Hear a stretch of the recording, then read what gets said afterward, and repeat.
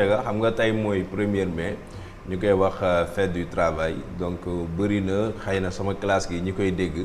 te xamuñu lan mooy sens bi luy solo si ak fan la sokki ko moo waral tey ñu am ci gan gu am solo goo xamante ni daañu sikk waxtaan ak moom mu di inspecteur Mbaye Sène Diakhaté di inspecteur du travail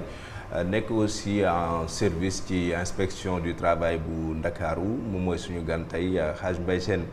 di gannaaw ma lu nuyoo ba noppi amaat mbégte bokkaat ak yow plateau bi vraiment di rafetlu disponibilité bi bàyyi la nga nuyu mbokk yi laata ñuy dugg ci waxtaan bi. maa ngi lay fay nuyoo Mouhamed salaamaaleykum. waaleykum di nuyu kilifa gi ma fekk ci plateau bi. di la sant di la gërëm di la wax ni man aussi mbégte laa am di bokk ak yow ak plateau bi ngir ñu waxtaanee fête gi nga xamante ni moom la ñu jagleel liggéey ak liggéeykat yi. jërëjëf alors dañuy dugg ci suñu waxtaan ndax niñ ko waxee tey la ñu xëy altine 1er mai d'abord ñu bëggoon xam bu ñuy wax 1er mai lan la wundu lan mooy sens bi ak fan la sokki ko. jërëjëf Mohamed laaj nga laaj bu am solo parce que tey la ñuy féete le 1er mai ñu jagleel ko wàllum liggéey ak liggéeykat yi bés bi nag comme ni nga ko laajee xëy ñu xëy rek daal ni dañuy féete les travailleurs dafa am fu nga xamante ni foofu la soqe ko tey jii ci li ñu jàpp lu ëpp mi ngi soqi ko ci États-Unis ci ay way liggéeykat yu demoon ba vraiment gis ni seen liggéeyukaay war naa gën a am solo war naa gën a jafe-jafe yi war naa gën a wàññeeku rawatina ci waxtu bi nga xamante ni moom la ñuy passé ci entreprise bi di ko liggéeyee donc pratiquement ñu doon liggéey ay 24 heures sur 24 ñu dem ba gis ni nag loolu dafa bëri ay ouvrier jug ca États-Unis je pense que mi ngi daté de 1886. 26 waay incha allah boobaa ci la ñu jug daan ni ñoom kat heure de travail bi dañ koy wàññi def ko 8 heures. moo waraloon ñoom seen jug bi ñu jugoon ngir défendre seen ay intérêt vraiment mu mujjee foo xamante ni neexul kenn ndaxte ay bakkan rot nañ ci. donc loolu nag ñu gis ni vraiment bés bi dëkk yu bëri jël ko def ko ci seen législation. daani léegi kat vraiment bu ñu dematee ba yegg ci 1er mai. dañ koy jagleel liggéey ak liggéeykat yi. loolu moo tax tey jii fépp foo dem ci àdduna bi daanaka ñu ngi célébrer la fête du travail ak la fête des travailleurs. Alors léegi bu ñu nee fête ndax dañ ko war a déggee ci aspect folklorique bi parce que gis nañu 1er mai effectivement rendez-vous la boo xamante ni souvent syndicalistes yi duñ ko raté et ça leur permet ñu ñëwaat ci jafe-jafe yi nga xamante ni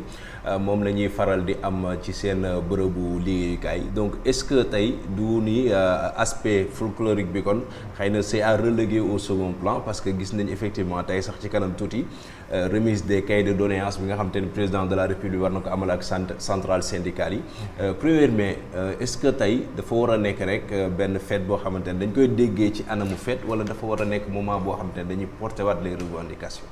jërëjëf Mohamed nga indiwaat beneen laaj bu am solo parce que chaque année pratiquement ñu feete ko muy Sénégal ci réew yëpp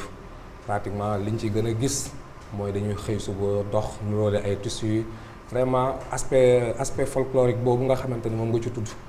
pour man nag le 1er mai fête bi war nañ ko déggee neneen parce que tey bu ñu nee le 1er mai heure bu ñëwee képp kuy liggéeykat ak képp kuy entreprise ak état dañoo war a toog ñu xayma fi ñu jógee daaw li ñu doon xeex daaw tegoon ko sur la table. fan lañ ci toll. def bilan évaluer. Ouais. est-ce que yan acquis la ñu am. diggante le 1er mai 2023. te 2022. ak le 1er mai 2023. revendication yi ñu tegoon fan la ci toll. bu ñu jógee ci loolu aussi ñu delluwaat bàyyi xel ñi nga xamante ni ñoo ñu jiitu woon. ci wàllum liggéey te di xeex. ci les conditions des travailleurs. def genre fàttaliku tey Sénégal tey bu demee ba yegsi fii ci wàllum liggéey am na ay syndicalistes yu mag yoo xamante ni ñoo daan taxaw di ko xeex. ay ministres yu mag. ay directeurs généraux yu nga xamante ni yu mag yu am solo. ay journalistes yu am solo. ñoo toogoon tey di jàpp ci xeex boobu noonu ñooñu tey war nañ leen delloo njukkal. bu ñu ci jógee ci côté boobu aussi ñu xalaat lan mooy liggéey. parce que tey mënuñu wax croissance te waxuñu liggéey. donc ñu xalaat ñun li ñuy liggéey lan la apporter ci croissance économique bu Sénégal tey. jeexital bu mu war a am jeexital bi mu war a am. économie bi. parce que tey liggéeykat moo fi am ak entreprise ñoom ñaar ñëpp di facteur de développement. ñoom ñaar ñëpp di facteur de croissance. donc war nañu tey xool Sénégal la situation de l'entreprise il y a des entreprises en difficulté tey war nañ leen xalaat am na ay liggéeykat aussi yu nekk en difficulté war nañ leen xalaat donc dafa war a nekk bilan ubbi aussi ay perspectives xool fu ñu jëm ba pare en même temps ñu fàttali ko waale ñi doon xeex wàllum liggéey ak syndicalisme ba yegg si fii tey duñu foofu dina si de benn transition pour wax si seen kër gi ngeen amee mu di inspection régionale du travail. Tout à fait. Yéen ci seen wàll est-ce que dans le cadre de la journée du 1er mai jot ngeen am yenn initiative wala yenn xew-xew yoo xamante ni yéen a ngi koy amal ak këru liggéeyukaay yeeg liggéeykat yi ngir xool seen ay conditions de travail ou pas. Tout à fait parce que tey bu ñuy wax fête du travail tey ministère du travail moom mooy interlocuteur entre les travailleurs ak le gouvernement. Donc ministère du travail moom mooy recevoir sax les cahiers de doléances en amont étudier ko def ci ay communication ànd ak travailleurs yi vraiment saytu lan mooy doléances yi ak yan perspective la ñu xalaat ni lii kat bu ñu ci waxtaanee dinañ ci juboo te dinañu gën a ñoŋal liggéeyukaay yi loolu lépp ñu toog waxtaanee ko sur la table avec les organisations syndicales avec le ministère du travail vraiment en amont parce que fête gi moom la ñu gis parce que moom moo yegsi mais en amont am na un travail bu spécial bu les fonctionnaires du travail et de la sécurité sociale def nañ ko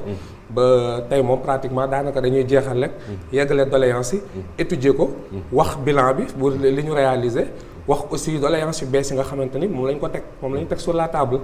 mën ko vraiment yeggale à qui de droit ci gouvernement bi au niveau de la présidence de la République ngir ñu mën a am ay saafara. léegi inspecteur xam nga tey ku ne xam na ni Sénégal xëy daanaka yomb fi. te boo amee xëy itam vraiment bëri na ci yenn jafe-jafe yoo xamante ne da nga koy jànkoonteel. ci wàllu woowee. souvent aussi yéen ngeen nekk di servir de relais entre ñi nga xamante ni moo di état ak ñii di borom entreprise yeeg liggéeykat yi. souvent am ku ñëw seet si leen ngir ay doléances yoo xamante amee na ko wala jafe-jafe yu mu amee ci bërëbu liggéeyukaayam. yan mooy souvent yenn jafe-jafe yi nga xamante ni ñoom liggéeykat yi wala borom entreprise yi. ñu ngi koy jànkoonteel te buñ ñëwee inspection dañuy faral di ko fa jëmmal. waaw bëri na parce que inspection du travail mooy kuréel gi ñu fi teg ngir mu saytu yoon yi nga xamante ni moom la ñu teg. pour mu régir diggante njaatige bi ak liggéeykat bi donc vraiment bu ñu nekkee inspection travailleurs yi ak employeurs yi dañuy ñëw ci ñetti fànn bu ci njëkk mooy dañuy ñëw di wut si ay conseils pratiquement chaque année mën naa la wax des milliers de conseils yi nga xamante ne boo xoolee ci statistiques yi nga xamante ne moom la ministère du travail génne bu yàggul rek ay milliers de personnes muy employeur muy travailleur am ñoo xamante ne sax bokkuñu sax ci secteur privé bi ay fonctionnaires et tout dañu ñëw di wut ci ay renseignements ki nga xam te ne day waajal ubbi entreprise dina ñëw inspection du travail xool moom lan la ko yoon may ak lan la ko yoon teg balaa muy ubbi entreprise bi pour ay déclaration d'établissement yi contrat de travail nan la koy defaree DMT yi horaire de travail bi et tout cela liggéeykat bi aussi moom tamit dina ñëw balaa muy commencer yenn saay nga saytul ko contrat am ko defee parce que inspection du travail dafa am rôle de veille am une mission préventive du ñu xaar rek ba conflit am ñu soog a jug pour lijjanti ko dañuy jug balaa conflit di am te loolu mi ngi commencé ca ba ñuy sos relation de travail bi parce que tey ci biir contrat boobu noonu pratiquement booy xool moom moo régir les relations de travail bu ñu ko saytoo ba pare ci biir exécution contrat bi aussi mun nañu am ay problème ay fayum salaire bu yéex wala ñàkk fayum salaire wala conditions yu nga xamante ne respecté wul vraiment le code du travail avec les autres textes muy wàllum santé et sécurité au travail donc toutes ces questions là dañ ñu koy soumettre ñun aussi dañuy jug boole ko ak ci suñu ay mission préventive yi convoquer les parties waxtaan ak ñoom indiquer leen yoon bi ñu war a jaar pour mën a respecter li nga xamante ni moom la droit sénégalais wax le droit du travail beneen mission bi aussi dinañ jug dem ci entreprise yi également di contrôler loolu mooy ba tey ñu ngi ci mission de veille bi di contrôler bu ñu gisee ay manquements waxtaan ak employeur bi waxtaan ak travailleur yi employeur bi ni ko yow lii la yoon teg lii mooy ay obligations yoo xamante ne war na la ci entreprise bi war na la ci liggéeykat bi waxtaan ak ki nga xamante ne jàdd na yoon vraiment ñu naxtaan ak moom rek ba teg ko ci yoon parce que du mission répressive toujours rek dañuy xool nu mu gën a yombe pour ñu tegu ci yoon jubale leen conciliation yi indiqué leen ko balaa ñuy yegg ci conflit. léegi sànq yaa ngi wax ci bés bi solo su mu am. parce que effectivement il faut le dire nekk na benn occasion boo xamante ni gouvernement bi ak aussi itam les centrales syndicales dañ ci amal liggéey bu am solo. surtout que remise des cahiers de doléances boobee nga xamante ni ñoom dinañ ko adresser le gouvernement mais aussi le patronat. tey yaa ngi wax sànq ci perspective yi. parce que jotaay la boo xamante ni il faut non seulement def benn évaluation. mais aussi par rapport ak suivi bi il y a des perspectives yoo xamante ni war na ci mën a am. alors léegi tey boo xoolee situation liggéey fii ci Sénégal ni mu tëddee. ci perspectives yi ñu jëm nii. yan mooy aujourd'hui les meilleurs mécanismes yi nga xamante ni warees nañ ko mën a teg ngir tension bu amee wala jafe-jafe bu amee wala revendication wala mouvement d'humeur yi nga xamante ni souvent mu ngi bari ci secteurs yi. parce que nemmeeku nañ ko fan yi gis nañ santé yëngatu na. gis nañu ñi nga xamante ni ñoo nekk ci BTP yëngatu nañu. gis nañ sax loo xamante ni man bariwul ñu koy gis Sénégal mooy agent 18 ministères yu nekk Sénégal yoo xamante ni nekk nañu en revendication. en termes de perspective tey. lan nga jàpp ni xëy na bu ñu ko tegee. ci ay wàllu ay mécanismes yoo xam te mun a jaar ci dialogue wala négociation. ngir mun a atténuer jafe-jafe yooyu ñu am boo ñu doon wax ci perspective yooyu lan la war a mun a nekk. jërëjëf Mouhamed di la wax ni ci wàllum liggéey dafa am lu am solo ñu tuddee la dialogue social tudd nga ko. problème bu mënti am muy dans l'entreprise particulièrement y a les mécanismes yi nga xamante ni moom la yoon teg. ngir vraiment ñu saafara coow yooyu parce que ay jumtukaay la yoo xamante ni ay instances de dialogue la moo xamante ni yoon moo ko créé ci boppam pour faciliter ko parce que comme on dit droit du travail droit la bu nga xamante ni c'est un droit négocié sax la gars yi di wax donc droit négocié maanaam droit négocié mooy droit la bu nga xamante ni yoon état dañu ci complètement mais da ko bàyyi li nga xamante ni ñoo ko seq njaatige bi ak liggéeykat bi ngir ñu teg règle li nga xamante ni moo leen gën a vraiment arrangé pour ñu exécuter seen mission ci nu mu waree. loolu mu indi contrat de travail parce que contrat de travail bu la accordé les ay faveurs sax dañuy écarter les autres textes. muy ay code du travail ak ay kii ak yooyu donc c'est ay relations la yu nga xamante ni vraiment nu mu gën a jegee rek lañ koy saytowee. donc code du travail teg ay instances. d'abord au sein de l'entreprise. Actuellement, on est en train d'installer dans les entreprises ce qu'on appelle les comités de dialogue social au niveau des entreprises pour que à chaque fois bu problème amee dans l'entreprise balaa ñuy dem fenn ñu mën a toog ñoom seen biir employeur ak travailleur waxtaane ko foofu benn niveau de dialogue social la au sein également de l'entreprise toujours il y a ce qu'on appelle l'institution des délégués du personnel yoo xamante ni ñoom dañ leen fal démocratiquement dans l'entreprise seen ay nawle liggéeykat ñoo toog daal ne ñun kat Mouhamed wala sëñ bi Oustaz Ndiaga moom la ñu teg vraiment ngir ñu représenter ñu auprès de l'employeur donc ñoom yoon jox leen vraiment doole ba pare aar leen ci yëngu-yëngu employeur bi bu gisee lu leen neexul ci ñoom ci biir entreprise bi également mu am lu ñu tuddee comité d'hygiène et de sécurité au travail loo xamante ni mooy saytu wàllum kaaraange liggéeykat yi ci biir entreprise bi ak li nga xamante ni moo soxla ci seen wér-gu-yaram ci biir entreprise bi également ñu permettre parties yi ñu mën a am des accords d'établissement yu nga xamante ni moo leen di permettre seen entreprise bu amee ay spécificités ñu mën ko jël en compte loolu ñu demaat ba ci biir aussi ñu xool ba ci secteur bi sax mën nañu am lu ñu tuddee convention collective loolu moo indi convention collective du secteur de la presse convention collective du secteur par exemple de l'hôtellerie etc. nga yéegaat aussi au niveau de l'État aussi ñu créer ay instances de dialogue d'abord à travers par exemple le Haut Conseil du dialogue social à travers les inspections du travail également quand il n'y a pas accord au niveau de l'entreprise on peut se rabattre toujours du côté État. Inspection du travail d'abord, au Conseil du dialogue social, ministère du travail, il y a la division division bi nga xamante ni vraiment moom mooy saytu lu jëm ci liggéeykat yi les relations de travail, ainsi de suite ak syndicats yi. donc loolu lépp mu nekk ay niveau de dialogue social. nga xamante ni vraiment war nañu toog. heure bu ñu amee problème daal ni ñun kat lii mooy problème mu entreprise du Sénégal.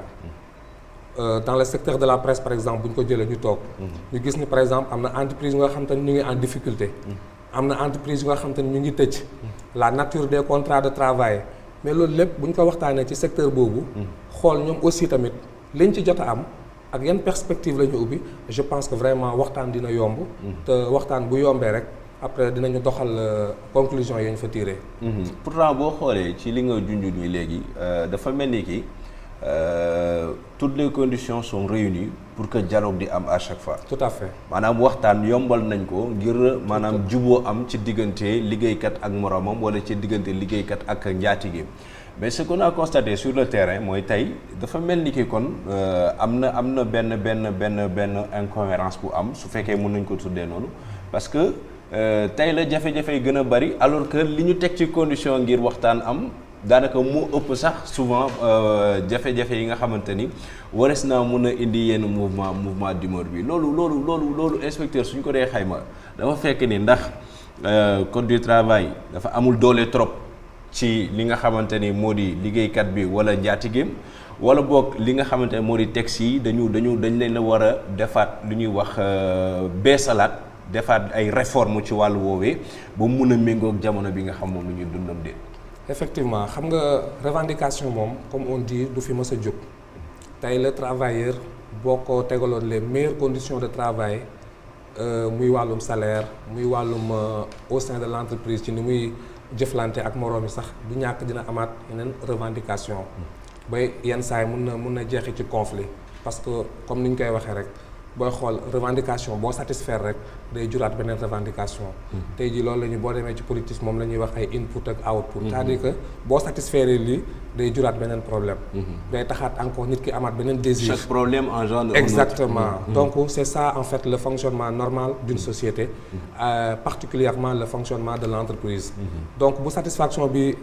amee rek da ngay gis ni à côté am na beneen problème bu ci doon on a procédé à des augmentations de salaire dans le secteur privé depuis 2020 bi ñu ko annoncé donc tout le monde a été content mais après par la suite tu te rends compte que ni la cherté de la vie dugg ci diggante bi forcément nit ki day gis ni lañ ko defal doyu ko donc day defaat une revendication il faut également souligner les efforts qui sont faits par le patronat parfois dinañ def ay efforts travailleurs yi aussi ñu ngi def ay efforts niveau de dialogue yi c'est vrai bëri na mais ñu ngi gis ni aussi problème yi mi ngi gën a yokk mais également aussi problème yi mi ngi gën a saafarawu ci instance de dialogue social yooyu noonu xëy na peut-être parfois li ñuy saafara du feeñ du lu ñuy jëmal ci place publique exactement du lu ñuy jëmal peut-être que yi ci gën a mag yenn saa yi mun nañu feeñ récemment vous avez entendu le problème qui s'est posé avec le TER les travailleurs du TER le Train Express Régional c'est une entreprise d'envergure nationale mais à travers le dialogue social le problème a été réglé donc derrière on a entendu le bruit mais après on s'est pas intéressé ci nan lañ ko régler ba kenn déggatu leen donc état ça nag il fallait s'intéresser à ça pourtant état dugal na ci loxoom à travers l'inspection du travail dem nañ fa waxtaan ak les délégués du personnel waxtaan ak